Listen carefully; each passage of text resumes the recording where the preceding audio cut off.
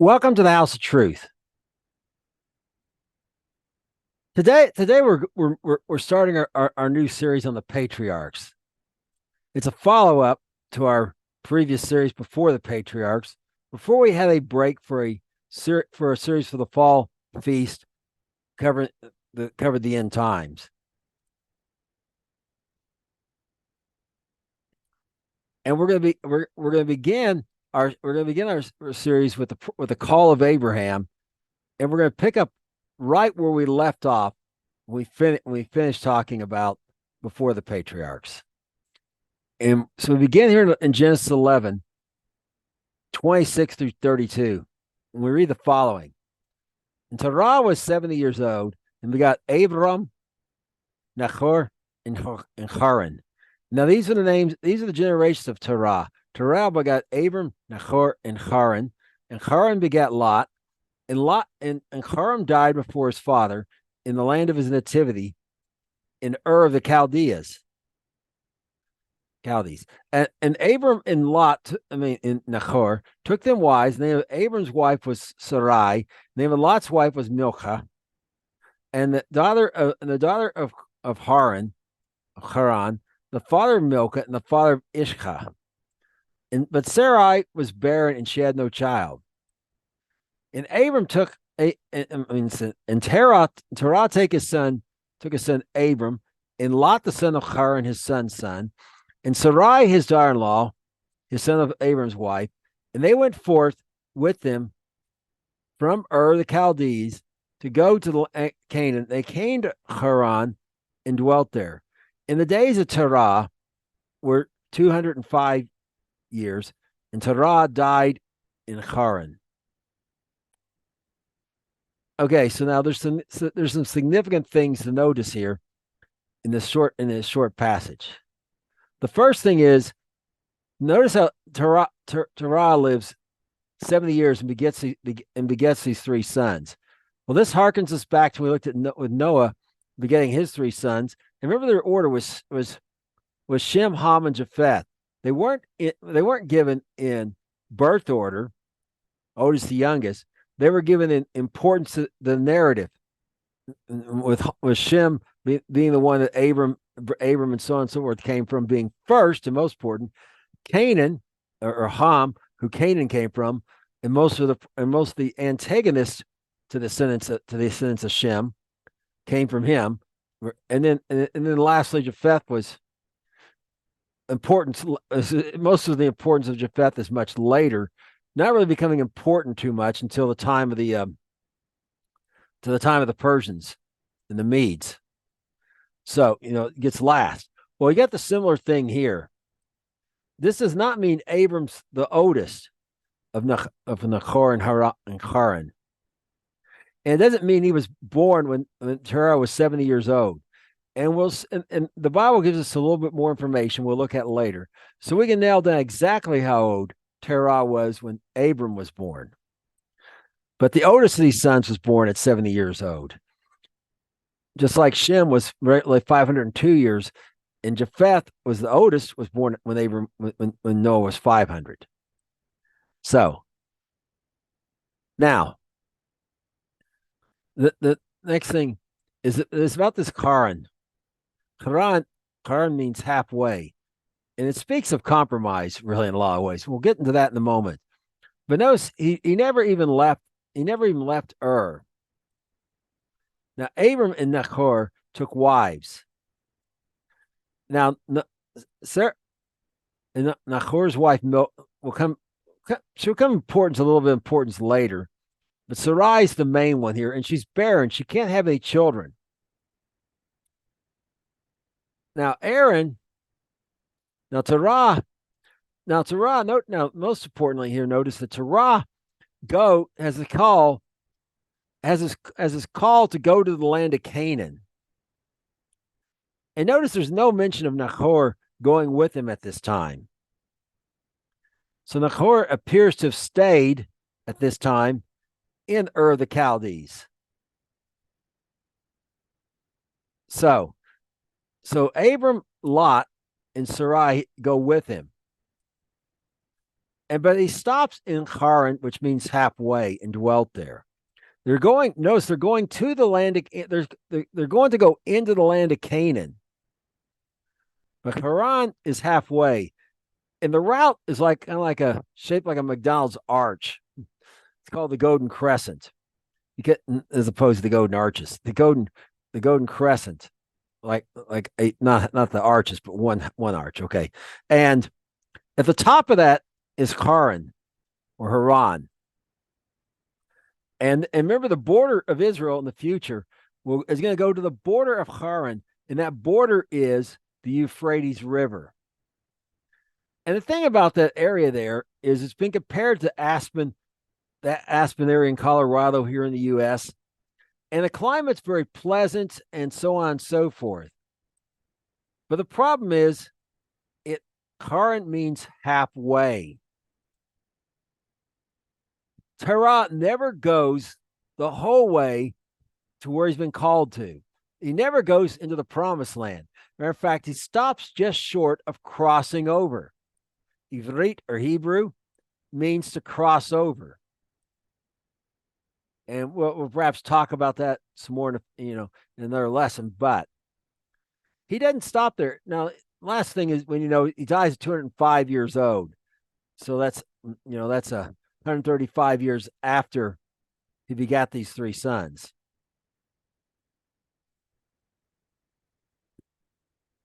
Now, we're going to get a little more insight into Torah, in the situation here from Joshua 24, verse 2.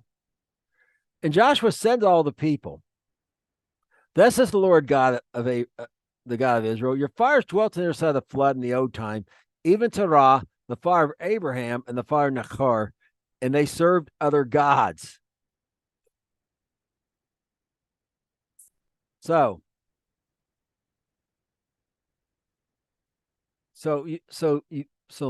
now you have this situation here where the other side of the flood meaning not Noah's flood, meaning the Euphrates River. And see while the other side of the Euphrates River was idolatry. Now, Abram, we'll look at why I say this in a moment, appears to have left it, but he's still under the influence. His father served other gods.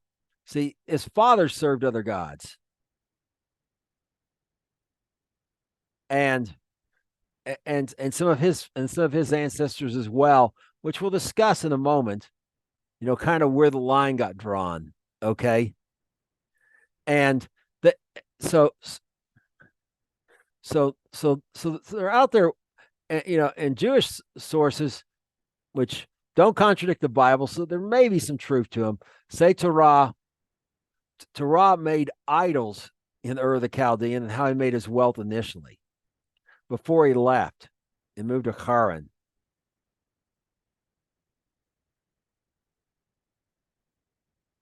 Now we continue on in 1 Chronicles 1, verse 24 through 27, and we get a little more insight here into Terah, in of course by extension Abram. And we have very abbreviated genealogy here.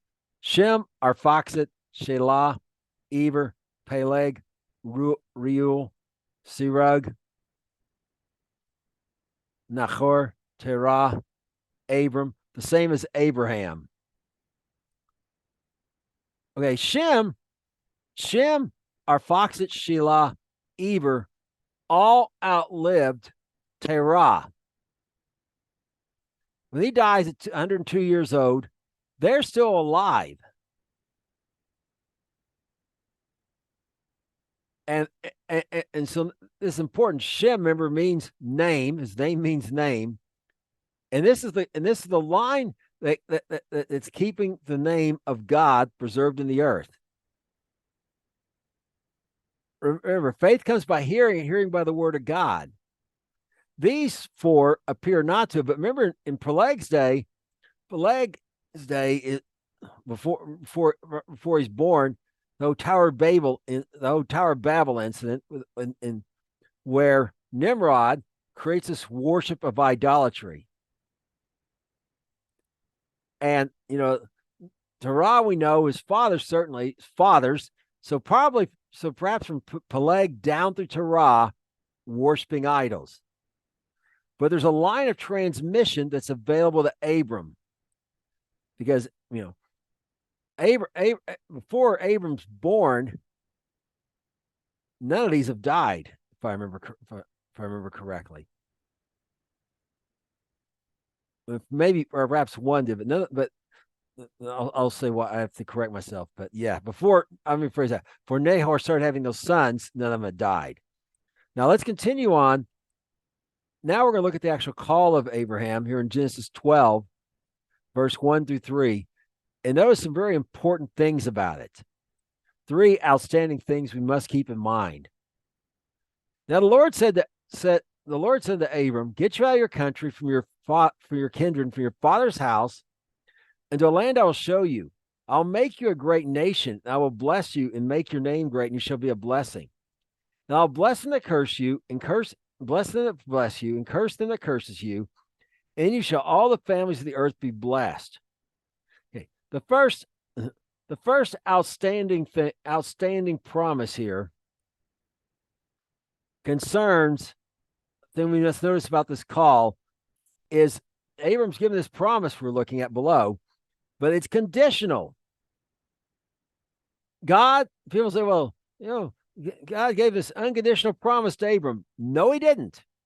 Abram had to do 3 things. He had to get out of his country, Ur the Chaldeans. He had to really had to do 4 things. He had to get away from his kindred, the people, the people, not his father's house, but the extended family. He had to get away from his father's house. That would be all of his other relatives from his father. And he had to go into this land that he would show him. If Abram did not do those things, the blessing would not come upon him.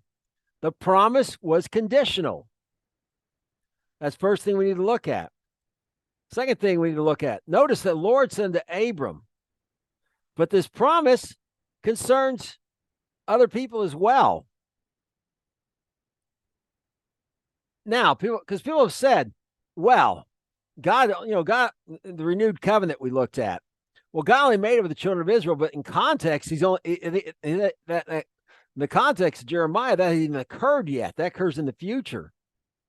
So it's only you got to hear from the house of Israel, the house of Judah, for it to apply. No, just because God makes it someone doesn't mean it only affects them. God here makes this covenant with Abram, but notice it affects all the families of the earth, and affects his own and affects his seed. Okay, and affects his descendants, his own descendants, and the whole human race. The whole human race did not make this covenant. They had no say in this covenant, but it affects them. And there's this law here now put in place. Every nation that blesses Abraham is going to be blessed. They didn't make the covenant, but they're affected by it. Every nation that curses Abraham is going to be cursed. Again, they didn't make the covenant, but they're affected by it.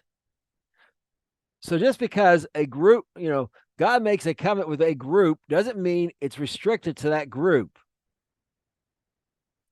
And notice lastly, the third great thing we need to know is this promise to make a great nation of him and make his name great and make him a blessing. So remember, his wife so far has one wife, and she can't have children. His name, by the way, means exalted father, but he has no children. But God here has promised him not just to have a child, but make a great nation of him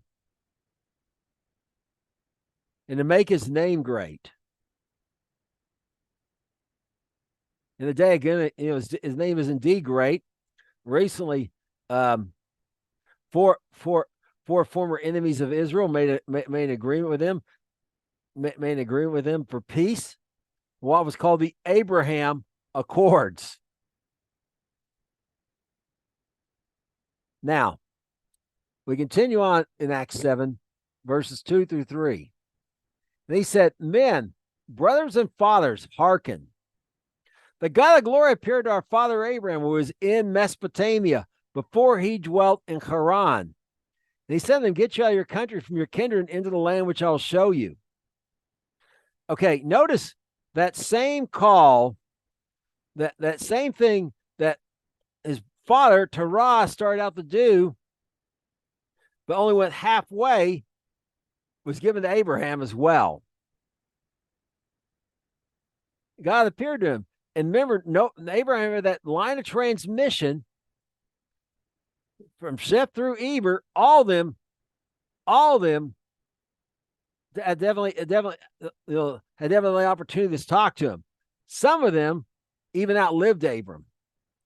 They had time to talk to him, to transmit to him about the God we call now the God of Abraham, God of Abraham, Isaac, and Jacob. Perhaps in their day they call it the God of Noah, or the God of the whole earth, as Abram refers to him. But regardless, that call is to him in Mesopotamia, in Haran, before he dwelt in Haran, and he went to Haran.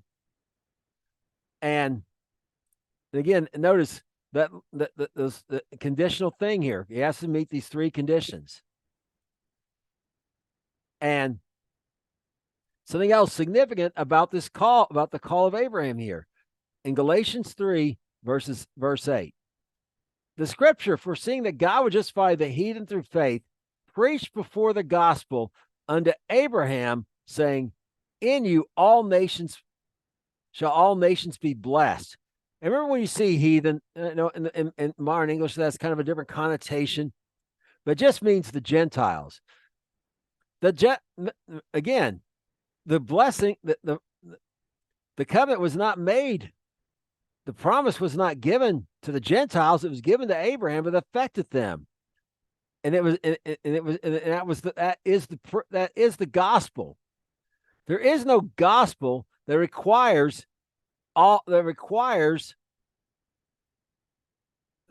people to be a descendant of Abraham, Isaac, and Jacob to be blessed.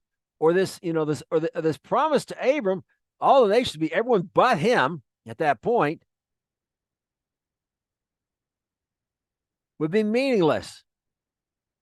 So if you've heard this ideal, throw it out. It's contrary to the Bible. It's demonic. Okay.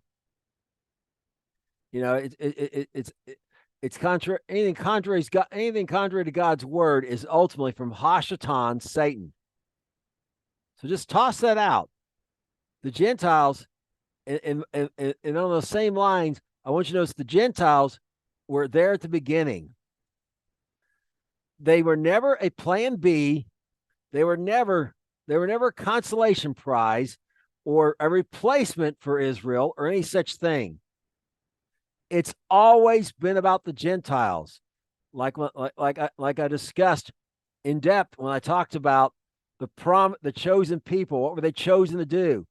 To make the ways of God, of Abraham, Isaac, and Jacob, known to the Gentiles, so the Gentiles too could come into the renewed covenant and experience participate in the mending of the world. Okay, which is my last lesson I covered on all this. So, any kind of doctrine you've heard about, the church replacing Israel and God's plan and blah, blah, blah, like God screwed up and had to make a plan B, is also a lie from Hashatan, Satan. It's always been about the Gentiles. They were not an afterthought. They were not a consolation prize.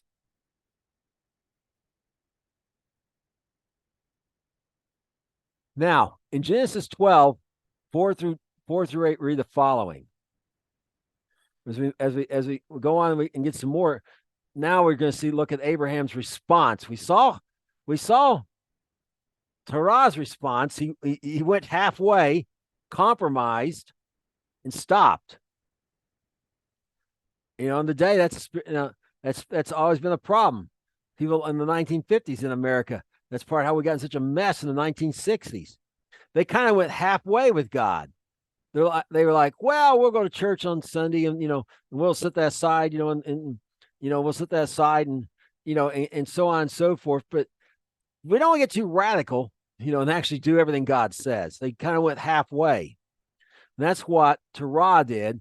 In the day, you see it all over. You'll see country, even rap artists who sing about death to cops and extractions will suddenly make a gospel album. But halfway will not get you into the promised land. Obedience and going all the way will get you to the land, get to the place of God's promise and provision. But that's what Torah did. Now we're going to look at what Abram does with this call. And here in Genesis 12, 4-8. So Abram departed as the Lord spoke to him, and Lot went with him. And Abram was 75 years old when he departed out of Haran. And Abram took Sarai, his wife, and Lot, his brother's son, and they and all their substance they gathered, and the souls they had gotten in Haran, and he went forth to go into the land of Canaan.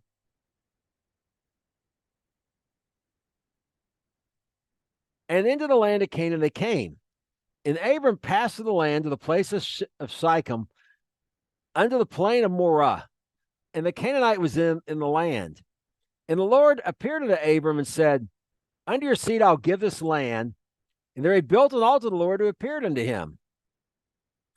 He removed from thence to a mountain on the east of Bethel, and pitched his tent on the west, and high Ai, really it's Ai, just on the east, and he built an altar unto the Lord, and called upon the name of the Lord. You may have heard it called Ai, like in the Joshua. It's the same place.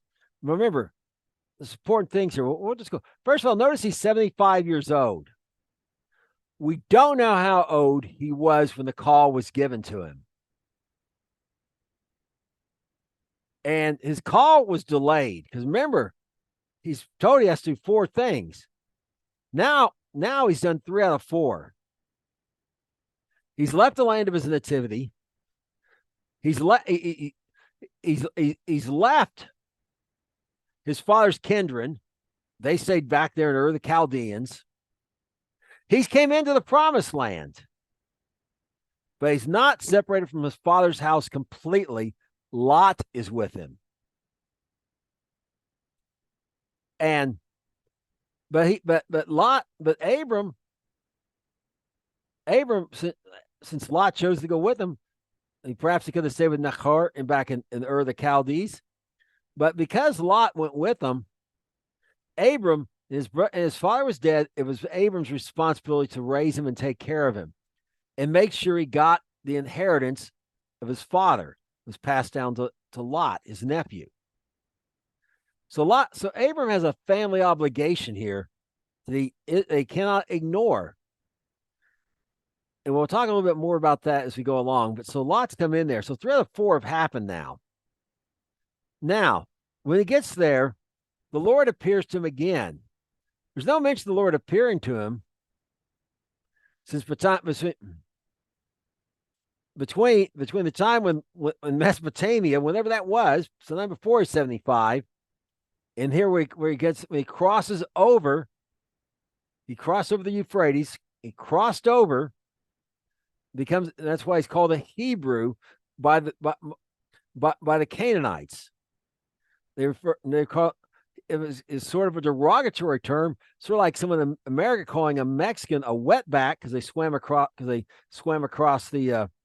they entered the country illegally and swam across the Rio Grande River. So it's the same idea. It's got a little bit of a derogatory connotation to it, and it's mostly noting that he's a foreigner who's there but does not. He's dwelling among them, but he's not one of them. It's like we're in this world, but we're not part of it. Now he's coming there.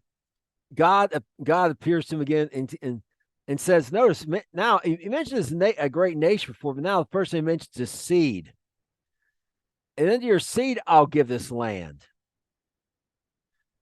And this place, and this place is Bethel, is the house of God. Well, I'm sorry, this is says Sychem here, Shechem, same place. Okay.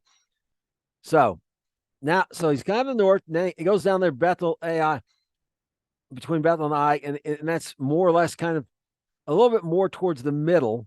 Okay. And he's at the house of God. Remember, it was towards Bethel was towards the southern end of the northern kingdom when the kingdom's divided. So now, so he's over there near the house of God, and he again builds another altar to the Lord. So now he's in that place of worship in the Lord, that place where he's been called to be, even though there's still not everything is quite, he's not quite done everything God told him he had to do. He hasn't met all the conditions just yet. But he has been given some reassurance. Now, in Acts 7, verse 4, we read a little bit more here, and we're going to learn here how old he was when he was how old Terah, his father, was when he was born. And then he came out of the land of the Chaldeans, dwelt in Haran, and from thence, when his father was dead, he removed him into this land wherein you now dwell. Okay, so Terah died at 205.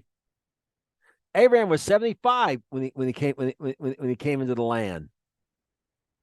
So Abraham was born when Terah was 130. He wasn't the oldest. He appears to be the youngest, and 60 years younger than his brother, Haran, who Haran. This is as far named that area after his brother died. So his brother died. So his brother died. Somewhere. So his brother died somewhere before in that 135 year span. I mean, when he's old enough to have kids and stuff. But he died when Abraham was perhaps 50, 60, who knows? But somewhere before he's 75. Now, notice Abraham didn't come to the land until his father died. His father, perhaps it was hard for him to travel. He just didn't want to go anymore and stopped halfway.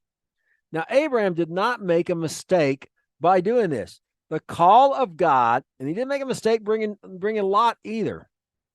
The call of God did not give him permission to ignore the command of God to love your parents, to take care of them in their old age. Did not do it the command of God, and we can show this.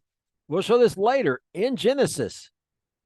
In Genesis, before the law was ever given, that the command was there to take care of the seed of his brother and make sure his brother's name did not die out of the earth. So, and I bring this up because people sometimes go like, well, God called me to this ministry, and they neglect their obligations to their family. The obligations that God himself has placed on them. And really, God may have called them, but he didn't call you.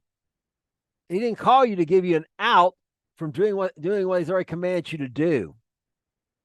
And in some cases, he probably didn't call these people at all. It's they're bearing false witness against God to escape something they don't like doing,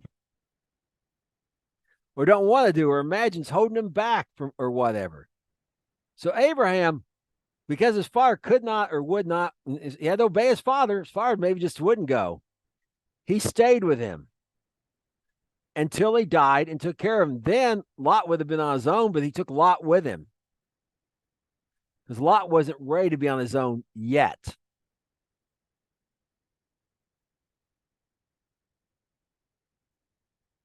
Now, something else I was saying about Abraham's response here is Hebrews 11, verse 8. By faith, Abram was called out to go to places to receive for inheritance, obeyed. And he went now not knowing where he went. Notice, oh, faith is tied to obedience. He obeyed the call because he had faith. He had confidence in what God said that led to action. And notice he didn't have the details worked out. He didn't know where he was going to sleep from one day to the next. He didn't even know where he was going. He perhaps heard from travelers. He went to halfway, and you could kind of see it from there. But the northeast corner of the promised land. But he couldn't. But he hadn't been there. He didn't know what the people were like. He didn't know why he was getting. He didn't really know what he was getting into at all. And God didn't give him a clue. Just a call. And it's the same with you. If God calls you into something, he's not going to give you the details. He's not going to tell you how medical insurance can be provided, how this is going to be provided, how that's going to be provided, except he's going to call you. You have to have faith. If he called you, if God is in it, it will work out. His part is the call. Your part is to trust him and obey. And that's what Abraham did.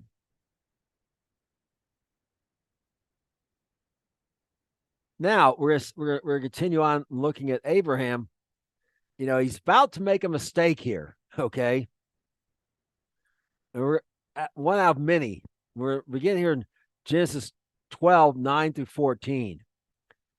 Abraham journeyed going on still towards the south. And there was a famine in the land. And Abram went down to Egypt to sojourn there. For the famine was grievous in the land. And it came to pass when he was near to enter into Egypt, they said to Sarai, his wife, behold now, I know that you are a fair woman to look upon. Therefore it shall come to pass, the Egyptians shall see you, they shall say, this is his wife, and they will kill me, but they will save you alive. Say, I pray you, that you are my sister. Leave well me for your sake, and my soul shall live because of you. And it came to pass that when Abram was coming to Egypt, the Egyptians beheld the woman that she was very fair. Okay, she's very beautiful. Now, first of all, he's going south. All right, God's going to show him the land. But he's heard of Egypt, and he knows it's not Egypt. The problem is there's a famine in the land. And Abram, God never tells him, go to Egypt, okay? And go live down there. He's going to sojourn there. He's going to stay there till the famine's over. Abram didn't consult with God. God didn't say, oh, yeah, that'd be great. Just go on down there. Abram got out of his call here. When the circumstances got tough, he left his call. And more than that, he comes down here and now he makes an assumption about the Egyptians. And we'll see whether or not there's validity to his assumption in a moment or not. But one thing, he's not in faith at all. He's left that place of worship and he's out of his call. Because God's already promised him, give him a seed. What part of I'm going to give you a seed includes you're going to die in Egypt and not return to the promised land. None of it. But he has lost faith. His faith has gotten weak here. And now he starts to come with his own plan, makes an assumption about the Egyptians, and comes with this deceitful plan. And when he gets to Egypt, the first part of what he says is true. They do see that Sarah is beautiful. But let's see about the rest of it as we continue on in Genesis 12, verses 15 through 20. The princess also a Pharaoh saw her and commended her before Pharaoh. The woman was taken to Pharaoh's house. And he had treated Abram well for her sake, and he had sheep and cattle, and he asses, and the manservants and maidservants, and she asses and camels. And the Lord plagued Pharaoh and his house with great plagues because of Sarai, Abram's wife. And Pharaoh called unto Abram and said, "What is this you've done to me? Why did you not tell me she was your wife? Why did you say to me she is your sister? So I have taken her to me to wife. Now, therefore, behold your wife. Take her and go your way." And Pharaoh commanded his men concerning him, and they sent him away and his wife and all that he had. Okay, notice that Pharaoh was not killed Abram as Abram supposed. If he told him, he would have left her alone. Why? So why is Pharaoh plagued, being innocent in this whole matter? Because dragging Sarah into his house, even though they did it in ignorance, is a curse to Abram. His wife's not with him, and he's worried about her and whatever, huh?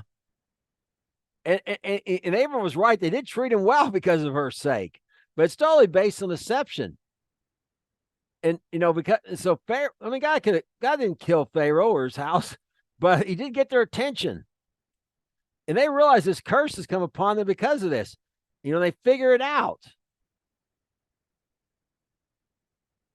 And just as and now notice, go your way, get out of my land. Pharaoh commands his men concerning him, don't touch them, don't bless them, but do make sure they leave. And Pharaoh, he lets Abram keep all that stuff that Abram gained from being there.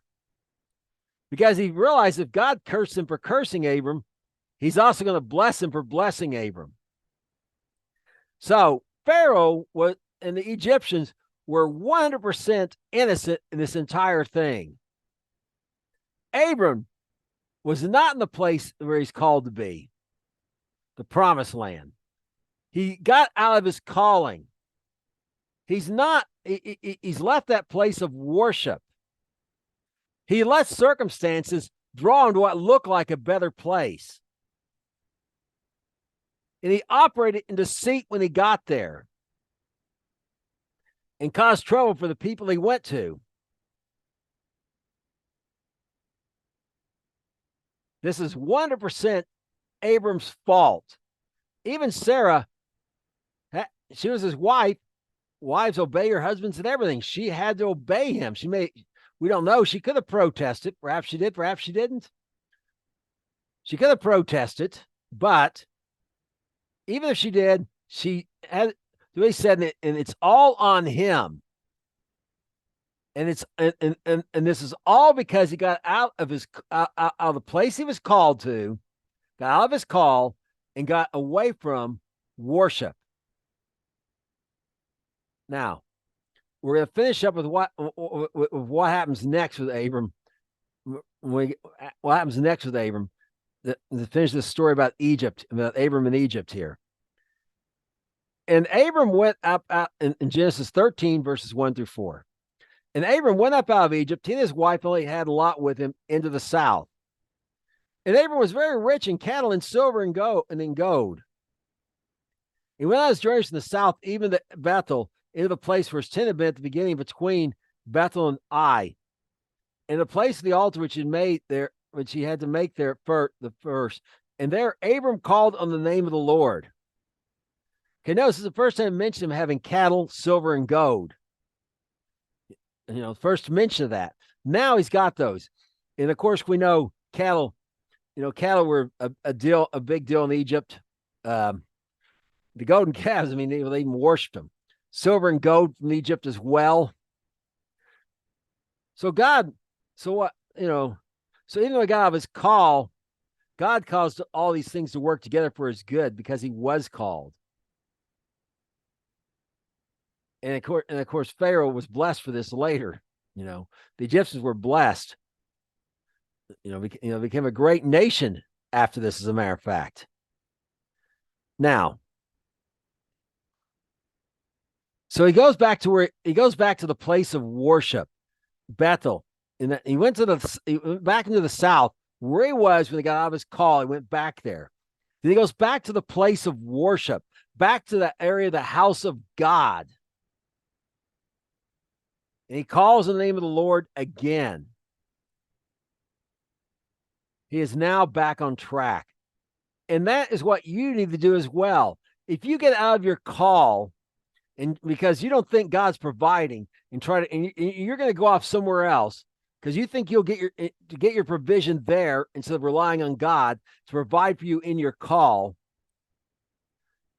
Best thing you do is come back to what you were called to, and come back to the house of God, come back to the place of worship.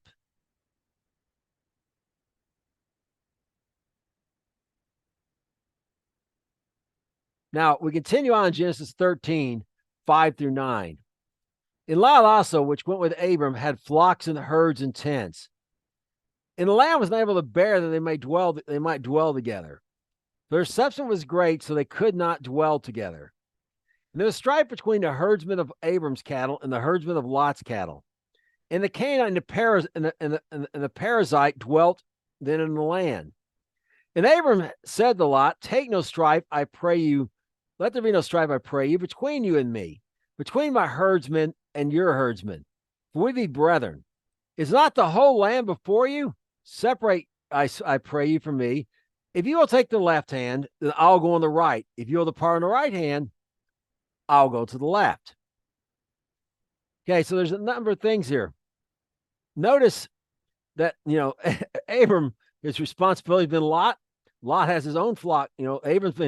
Lot's been helping him. Lot's been given a part, the inheritance of his brother Haran, that Abram made sure went to him, so Haran's name wouldn't come out of the fall from the earth. And of course, his father had done that by been taken out of the earth by naming that land he moved to Haran, even though Haran had never been there. He died in Ur. So now Lot's saying, and so he's going to give him, he's given him part of the promised land, and that was okay. And that was okay because it is his charge, and he's letting Lot pick. And the reason, the land, they got too wealthy to be together. These pastures ain't big enough for both of us. So, kind of thing. So they had to separate. And why does Abram let Lot pick? I mean, why? They could have cast lots, no pun intended. They could have, Abram could have said, look, I'm going to take that spot. You get that spot over there. Lot couldn't have done anything about that if Abram did. Because Abram has caught on. As long as he stays to where God called him to be, the blessing of God is on him. It doesn't matter what part Lot picks. Abram is going to be, the blessing is going to go with Abram. As long as he stays in his call and stays in the place of worship, the blessing is going to be upon him. So he lets Lot pick. Now we're going to look at the response of Lot to this situation. And as we continue on in Genesis 13, verses 10 through 13. And Lot lifted up his eyes, beheld all the plain of Jordan that was well watered everywhere, before the Lord destroyed Sodom and Gomorrah, even the garden of God, like the land of Egypt as you go to Zoar. And Lot chose him all the plain of Jordan. And Lot journeyed east, and they separated themselves one from another. And Abram dwelt in the land of Canaan, and Lot dwelt in the cities of the plain, and pitched his tent towards Sodom. But the men of Sodom were wicked and sinners before the Lord exceedingly. Okay, now look, first let's start with what it doesn't say Lot did. Lot did not inquire of the Lord. He didn't say, and we know he's righteous. We saw that when we talked about the day of escape. He's called righteous Lot. It vexed his soul living among these people later, we're told, okay? So Lot wasn't it Lot didn't know God, wasn't a follower of the God of Abraham, Isaac, and Jacob, or he didn't know him, but he didn't but he didn't inquire of him and include him in his decision making. And he does it totally based off the lust of his eyes and the lust of his flesh. And to some degree, the pride of life. And now become more apparent. We look in another lesson, we look at Lot. So what he see is, wow, the garden of the Lord. I mean, it's like Garden of Eden, okay? Like the land of Egypt, you come to Zoar. I mean, it's well watered. It's beautiful. It's green. It's luscious. And what that means in practical terms is plenty of grass for my cattle, plenty of food, plenty of food. Wealth's there. People are going to have to come there to buy food, except, or they don't have to spend their energy on just scraping by food, so they can focus on other things. It's wealth, and he sees wealth and prosperity over there. So that's where he picks. And notice where Lot, Abram dwells in the land of Canaan, stayed in, taking the promised lands, all of it, particularly the Canaan, land of Canaan in particular. It's already been made plain. But Lot, notice he dwells in the cities of the plain. So he's now moved into their cities, or near their cities at least, and pitched his tent towards Sodom. Every day he gets up, he's seeing Sodom.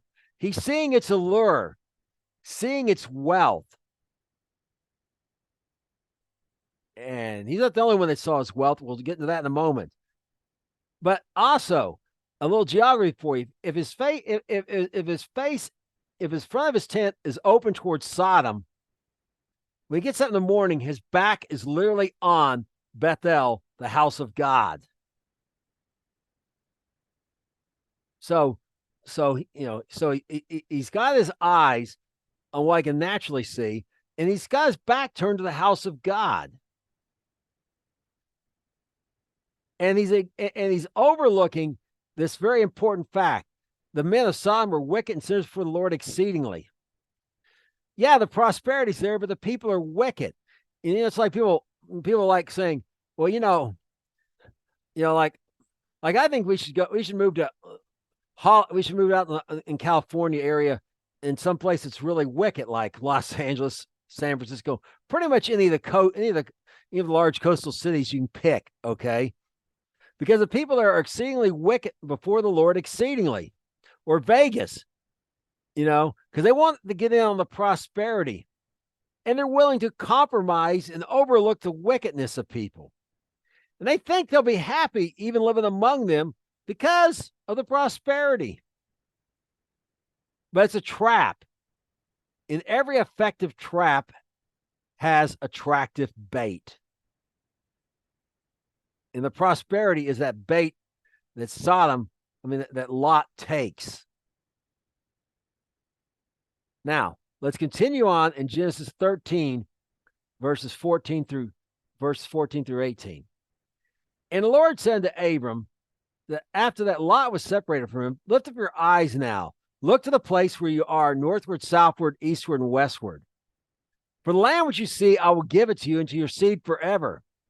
And I'll make your seed as the dust of the earth, for man can number the dust of the earth, and so shall your seed be numbered. Arise, walk to the land, to the breadth, in the length and the breadth of it, for I will give it to you. Then Abram moved his tent and came to dwell in Mamre, which is Hebron, and built there an altar unto the Lord. Okay, notice, when did the Lord appear to Abram and confirm this? When Lot separated from him. Remember, the conditions were: get out of the land of Chaldeans, check. Get away from your father's kindred, check. Just as his father and Lot and their wives moved up to Haran. But what hadn't been checked off was get separate from your father's house. I'll go into the land I'll show you, check. But now that last condition that Abraham had to meet has been checked. He is now separated completely from his father's house. And this is when God gives him. When the pattern is right, the glory will appear. That's what it says about the tabernacle, literally in Hebrew. And it's true about everything. The pattern is now right. Abram's met all the conditions. And now God appears to him. He hadn't appeared to him in a while, if you've been keeping track, okay? A number of years have gone by, and he hadn't appeared to him in a dream, a vision, anything. But now he's appeared to him. And now he's specifying, giving a little more detail about this seed. And notice, he said a great nation. Well, in the numeral nation, too many to be numbered. And he's going to have the whole land. And notice, he tells them to look in all four directions. Well, that would include the land where Lot chose. And as we saw, and as I showed in the restoration of Israel, that indeed the descendants of Lot, those who rebel against the Lord, they're going to be destroyed. Some of their, some area, in some case, some of that land's going to be destroyed. And no one's going to inhabit. It's going to become a big wildlife preserve, basically. But those who will return to the Lord are going to be scattered among Israel, become considered part of each of whatever tribe they're in, and given part of inheritance there. But they will not be a separate ethnic group anymore. So Abram is being given the descendants of Lot here as well. Again, taking care of his brother's son. The exalted father who doesn't have any children yet, Lot's close he has. Still taking care, even in this, he's still going to be taken care of. And notice Abram now goes back to Hebron. He's in the south now. He's no longer in the central part of the country. Hebron's in the south. And he builds an altar there to the Lord. He's back in the place of worship. And notice he's obeying the command to walk the length, the breadth of it. That's why he's going all the way to the south, towards the southern end.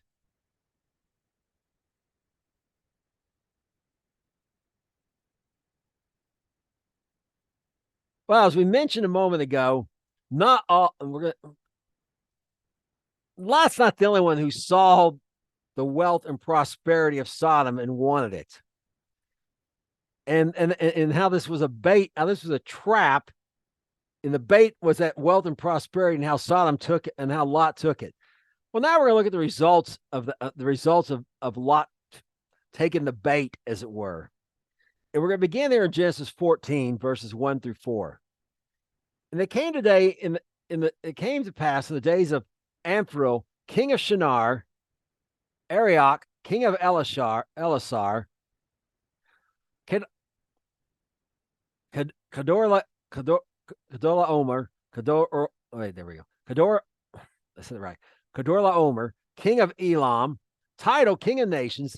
These made war with Bera, king of Sodom, with Bersha, king of Gomorrah, Shinab, king of Admah, Shemeber, king of Zeboim, and the king of Bela, which is Zoar.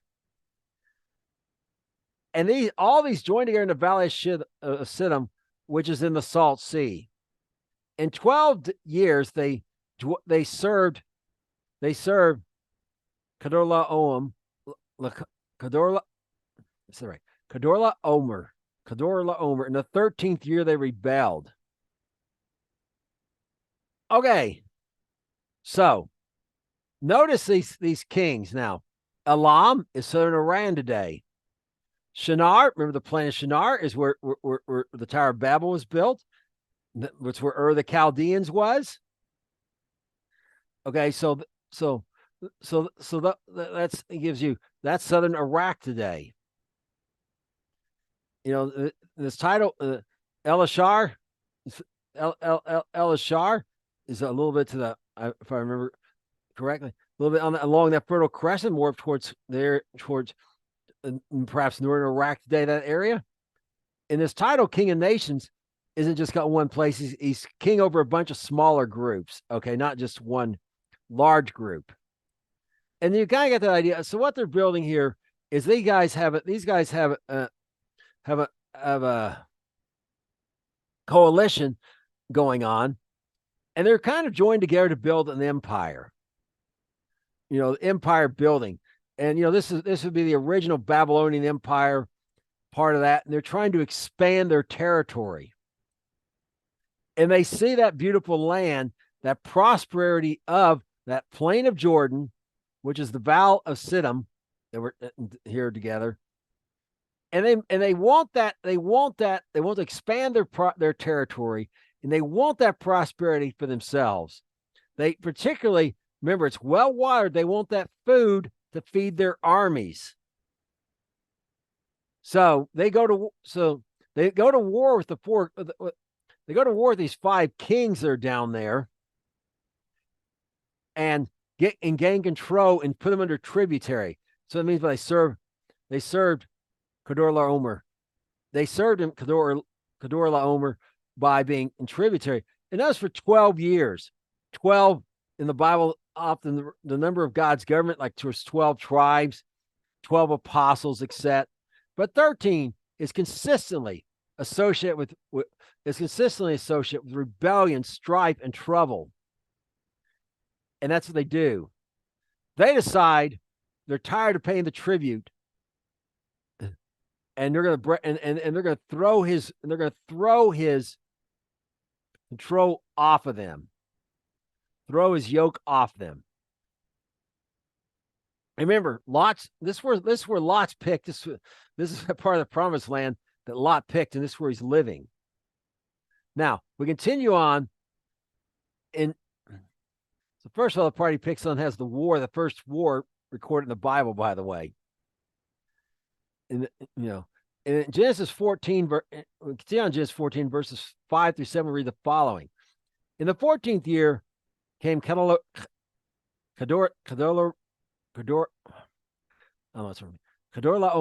and the kings are with him, and smote the Rephaim in Ashtaroth, in Ashtaroth, Karnaim, and the Zumim in Ham, and the Emmenes in Sheva Kiriathim, and the Horites in their Mount Seir, unto El Paran, which is by the wilderness. And they returned and came to Ishmithpat, which is Kadesh, and smote all the country of the Amalekites, and also the Amorites that dwelt in Hazan and Tamar. So the 13th year they rebelled. Now the kings attack, but they don't attack. The kings respond. This coalition. They don't respond by attacking the kings themselves this time at first. Why do they go to all these places? Well, these are people that these are people that they've allied with, these kings, and perhaps set up deals to be mercenaries and the like, and their external support for their foreign aid to these people. So the first thing they're going to do is cut off the foreign aid, and this is just like what Israel's doing with Hamas today. It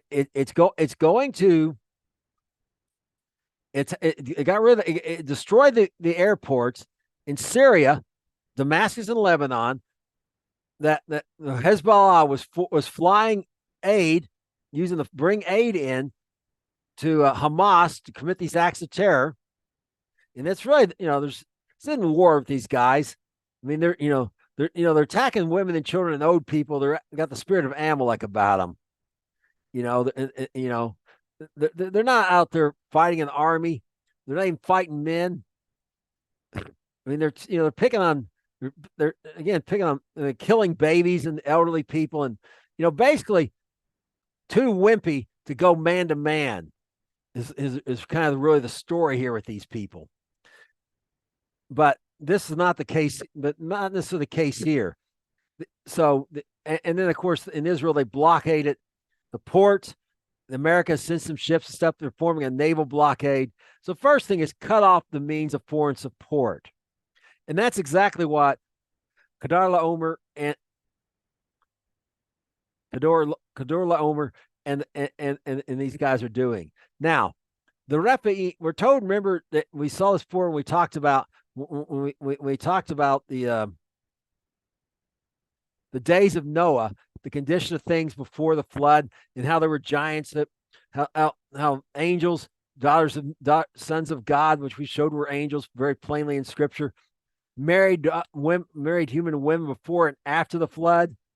And among those, we showed to zoom in were giants, and so were the Emin, and perhaps the Horites were as well, because remember there were giants in there that the descendants of Esau destroyed out of it.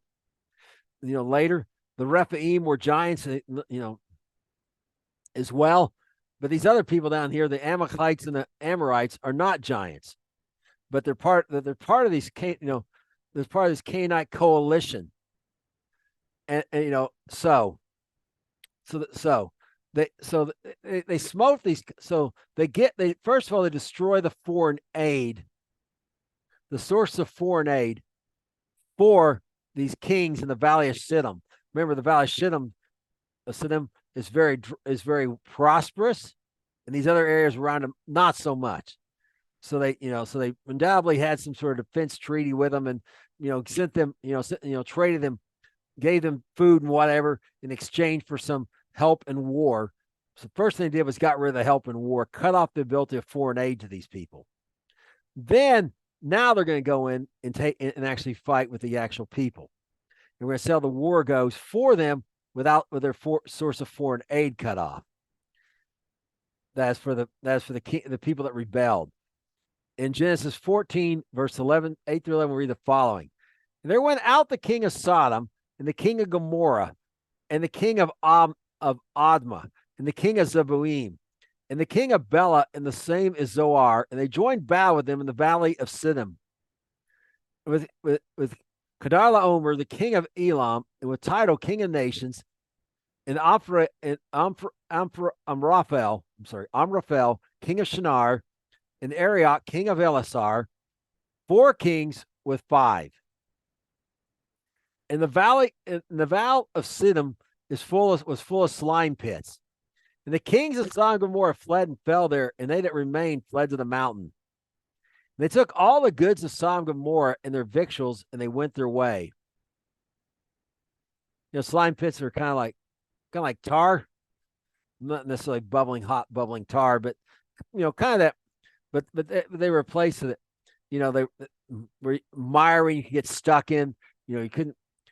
And that's what happened to these kings. They fled from these guys, but they got trapped in these pits, and those that and perhaps if they were killed, they may have been killed. If they were quickly replaced with new kings. We'll see that in a moment. But they fled. But they fled. Those who didn't get caught in the slime pits fled to the mountain. Okay, so now they've left the Val of Siddim. Now, notice that this coalition of kings does not hunt down these rebellious people and destroy them. Nope, all they care about is the goods and their victuals, that food to feed their army, and they went their way. And they were kind of wise here, because remember, they had them in their tributes, so they were a constant source before of providing these things for them. They want that constant source back. They don't want the land; they'd have to work it, and do it, and so on and so forth. That would take resources from their people being soldiers and stuff, because they just want what the land produces. So they didn't pursue them, so they can put them back under tribute. So they can bring them back under tribute, can have a continual source to feed their armies. So we can see that, it was all prosperous, but now it's been engulfed in war and in foreign incursion and just constant trouble. Something bad, something bad going on there all the time, kind of like riots continually happening in some of these places I mentioned before. So Lot Lot has been caught in this trap here.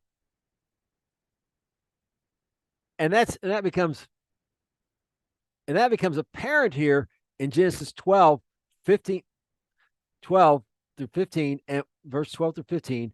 And we're going to look at, he's got in this trap now, and we're going to look at what Abram does about it. Because remember, well, we'll get to that in a minute. And they took Lot, Abram's brother's son, who dwelt in Sodom, and his goods, and departed. And there came one that escaped and told Abram the Hebrew, for he dwelt in the plain of Mamre the Amorite, brother of Eshcol, and the brother of Aner, and these were confederate with Abram. When Abram heard his brother was taken captive, he armed his trained soldiers, born in his own house, 318, and pursued them unto Dan. He divided himself against them, he and his servants, by night, and smote them, and pursued them into Hobah, which is on the left hand of Damascus.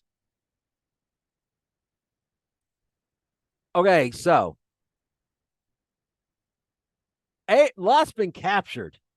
He's gotten swept up in this because they weren't just after when they mentioned the goods earlier, but they also took some people, and we'll look at that in more detail. But they took the people as well.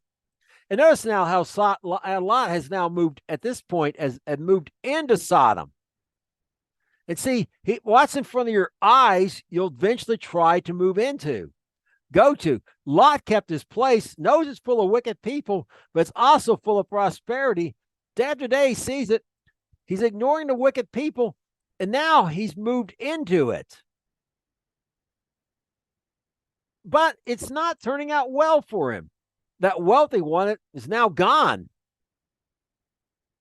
You know, that's the thing. Like I said, mouse traps with cheese, and sometimes the mice don't get any of the cheese, or hardly any of it. Most of the cheese still on there, but the mouse is still dead. The trap's been sprung. And that's what's happened here to Lot. He enjoyed some of the goods for a while, but now they're all gone. And but Abram hears about it. And notice these people, the Amorite, remember the country of the Amorites were destroyed. Okay, this Amorite escaped, and now is an ally with Abram. And Mamre is actually this Amorite's name. And these three, he's the brother of these other two. So these three Amorites are confederates with Abram. And now, so they're going to help him. We'll see that they definitely helped him. But look, notice Abram's response here. He has 318 men, plus however many those guys have. And he pursues them with a Dan, which the northern end, centrals are going far as east as west, but as far as going north to south, towards the northern end of the promised land. I mean, he goes all the way to Hobah, to the left hand of Damascus, right up to the very northern border of the land God promised him. And he does not hesitate. He does, but remember, these four kings were able to take out those five smaller kings down in Sodom. But every one of those guys had a bigger army than Abram has here. And Abram, without hesitation, goes out there and fights them and smites them, because he's got an obligation to Lot. Now think about this. Lot has left his house. Lot's married, has his own wife, etc. And American people are like, 18, you're out of here, or once my son's married and they move on, he's no longer my responsibility, etc. This is Abram's nephew, who he's been raising on behalf of his brother. He's married. He's got his own wife and probably children. His obligation to take care of his brother, to take care of who's basically became his adopted son, for all intents and purposes at this point, did not end with marriage, did not end with him moving out, did not end with that guy starting his own house, and so on and so forth. And neither does yours.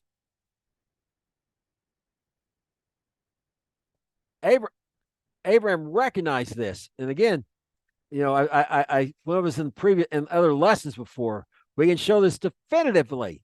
It does not end and neither does your authority end over them. Remember, Abram obeyed his father till his father died. Abram's 75 years old when he died. He let his people, Mary might say his old man, tell him what to do until Abram was an old man. Relative to our times. I mean, they live longer, so it's probably aging slower, but still, So Abram is now acting in faith, and because he's in the place of promise, he's in the place, he's inside his calling. And he's in that place. Remember, we went here, he's in that place of worship. He set up worship there, remember? And that's the first time he's called a Hebrew. The Amorites aren't Canaanites, but he isn't called Abram, the Haranite from Haran, or Syria, in the area where Haran might, some people, Haran's perhaps in that area. He isn't called Abram the Chaldean, because he came from Ur of the Chaldeans. He's called the Hebrew. He crossed over. And again, as I mentioned, it's not particularly a good term. It's kind of derogatory, kind of like calling a Mexican wetback, implying they came over illegally and swam across the Rio Grande. But it definitely recognize he's among us, but he's not one of us. Now, we continue on in Genesis 14, verse 16 through 20, and we read the following. And he brought back all his goods, and brought again his brother Lot and his goods, and the women also, and the people. And the king of Sodom went out to meet him after his return from the slaughter of Kedar-laomer, and the kings that were with him at the valley of Sheva, which is the king's dell. And Melchizedek, king of Salem, brought forth bread and wine. And he was the priest of the Most High God. And he blessed him and blessed Abraham and said, "Blessed be Abraham of the Most High God, possessor of heaven and earth. Blessed be the Most High God, which delivered your enemies into your hands." And he gave him tithes of all. Let's say Abram gave Melchizedek tithes of everything. Just to be clear here. Okay, notice what he does. He brought back all the goods. I mean, he utterly destroyed these kings that are with him. Kedar-laomer and the other kings of this Babylonian coalition, alliance at the valley of Sheva, which is the king's dell, way up there, okay? Way up there, way up in the north there. He comes back to where? Salem, which is Jerusalem. Now, the focus shifts off Abraham at this point. It's total and complete victory. They cursed Abraham by kidnapping Lot and taking him to be a slave, as it were. That was the intention of the men. The women also slaves, and perhaps the ones they thought were more beautiful, and particularly were virgins, force them into their harem or something. And all these other people. But the main thing is he messed with Lot. And that was a curse to Abraham. And these kings, they knew nothing about the covenant. They knew nothing about the promise. They were still affected by it. The curse of God came down upon them. They were utterly destroyed. Now we're going to focus over here on this Melchizedek, a different king. Now, Melchizedek, Hebrew, literally means Melchi, king. Tzedek, righteousness. He's literally the king of righteousness. Melech is Hebrew. Is the E sound there? The maybe by means gives you the idea of conjugation, conjugate it. Anyways, gives you the ideal that connects it to be, of. All right. In conjugation, they're the verbs of the word in Hebrew. So king of He's king of righteousness. That's his name. King of Salem, king of Shalom, peace is his title. Why does he bring bread and wine? And what's that remind us of? Another king that's going to be king of Jerusalem, the king of righteousness, the king of peace, Messiah, the bread and wine, particularly at the Last Supper, sometimes more perhaps more accurately called the Last Passover. That bread that was his body, that wine that was his blood. And he's a priest of the Most High. And now Abram is giving him tithes. He's blessing Abram. He is greater than Abram. And notice, he didn't say the God of Abram, Isaac, and Jacob. He calls him the Most High God, possessor of heaven and earth. And notice it's the Most High God delivered his enemies into his hands. Abram has been that place of worship, inside of it, stayed inside of his call. And now, instead of fear, he had courage. And he's acknowledging that God gave him the victory by paying tithes. And see, Abram's the father of paying tithes. The children of Abraham do what Abraham did. If you do not pay tithes, you're not really acting like his child. Abraham had plenty, so maybe you say it was easy to him give. But the tithes is still about faith that God will take care of you. Tithes about acknowledging God's the one who's given you what you have. There was no law at this time about this. Abram's the first person recorded to do it.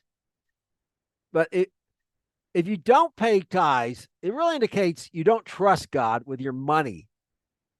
And if you don't trust with your money, you really don't trust him with anything.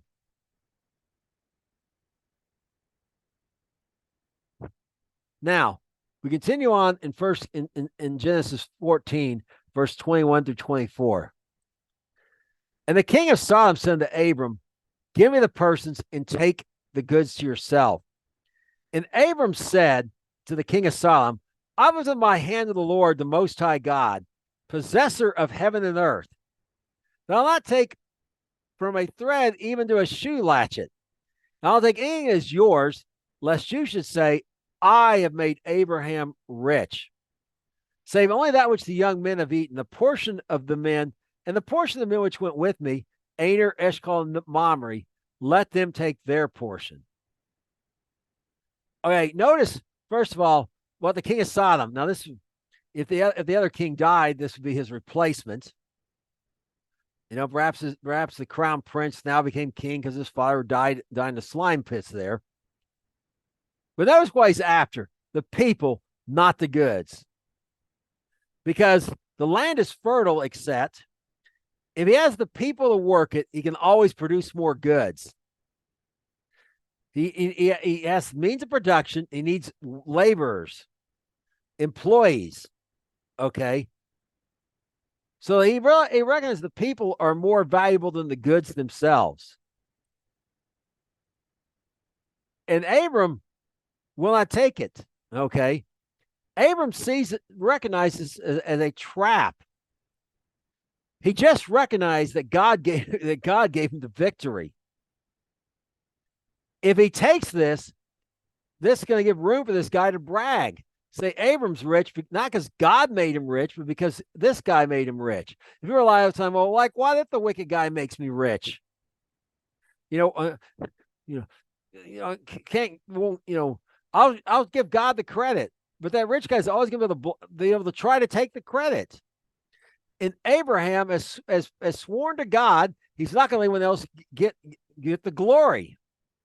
But anyone, he sees this proposition of the king of Sodom for the trap it is. The only thing he'll take is what they've already eaten. Okay. You know what? The army had to be fed while I was out there rescuing, rescuing Lot and getting rid of this guy's enemies. And the people that were with him, that's their portion. Let them have their part. But Abraham realizes a trap. So an important life lesson for all of us here from what we've just read, from these things we've read about, from Lot choosing Sodom on, is how where you get your prosperity matters. And perhaps even back to Abraham in Egypt. You need to stay in the place you were called to. You need to stay within your call, like Abraham. You need to stay in that place of worship. You need to and not be looking to people to make you, to give you what you need. That's why I got Abraham in trouble in Egypt, looking for people to deliver him instead of the Lord. That's why I got Lot in the trouble, looking for the Lord, looking for people to make him prosperous, circumstances to make him prosperous, instead of looking to the Lord. And putting up with wicked people for prosperity is what gotten Lot into trouble. But the fact is, well, Lot chose that land, and that's where he has to live. And there's no indication he does anything. He got their mind on it. Lot has not really learned his lesson yet, as we shall see. Now, we're gonna wrap up with talking a little bit more about Melchizedek. We're going to start here in Psalms 110, verses 3 through 4. Your people shall be dwelling in the day of your power, in the beauty of holiness from the womb of the morning. You have the dew of your youth. Lord has sworn and will not repent. You are a priest forever after the order of Melchizedek. Okay, remember Psalm 110, we looked at it in its entirety when we talked about the day of wrath. That day of wrath that all the tribulation funnels everything towards, that one day, when the day like no other day, when God just pours out the rest of his, the majority of his wrath, first on Israel, then when they call out to him, then on their enemies. And in that day of wrath, during that day of wrath, there's this promise there in this passage about this day of wrath here, that the beauty of holiness from the womb of the morning, that people are going to be willing in the day of his power.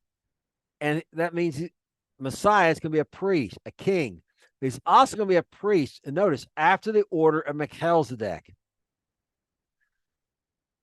Okay, well, we're going to get some explanation of what that means in practical terms. Okay, because the order of Levi was not after the order of Melchizedek; it's a different order. And Shaul, the Apostle Paul, gives us some explanation about Melchizedek. For this Melchizedek, king of Salem, priest of the Most High God, who met Abraham after returning from the slaughter of the kings and blessed him, to whom Abraham gave a tenth of all, first being interpreted king of righteousness, and after also the king of Salem, which is king of peace, without father, without mother, without descent, without beginning of days, nor end of life, but made like the Son under the Son of God, abides a priest continually.